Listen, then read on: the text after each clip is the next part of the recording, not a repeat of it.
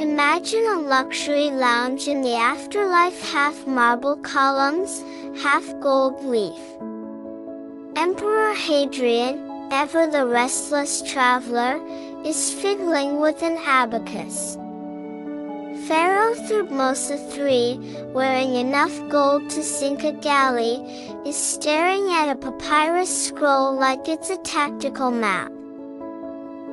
You know, Thutmose, I've been looking at your Great Pyramid. The slope is impressive, but honestly, the logistics? Horrendous. How many slaves did it take to find the center point?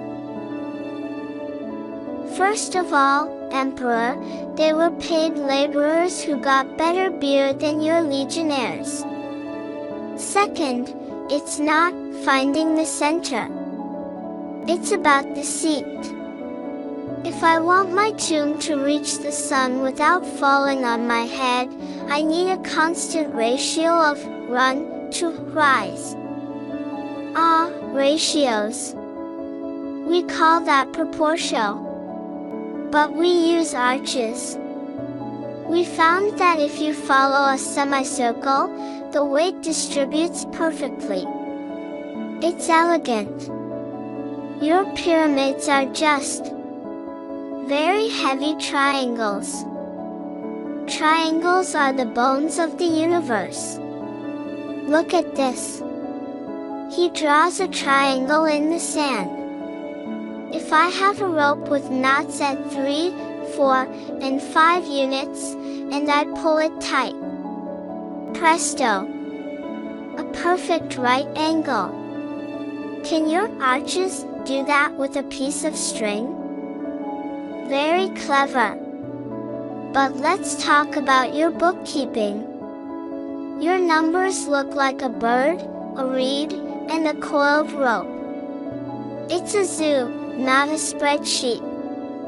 In Rome, we use letters. MDCLXVI, it's authoritative. It looks like it was carved with a sword. It looks like a headache. How do you do long division with an X and a V? If I have 1,000 bushels of grain and I give 10% to the temple, I just move the bird. What do you do? Pray to Jupiter for a remainder? Well, we have the abacus. But I'll admit, counting is easier than nothing. My traders mentioned a concept from the East, the idea of a zero. A number for when you have, well, nothing.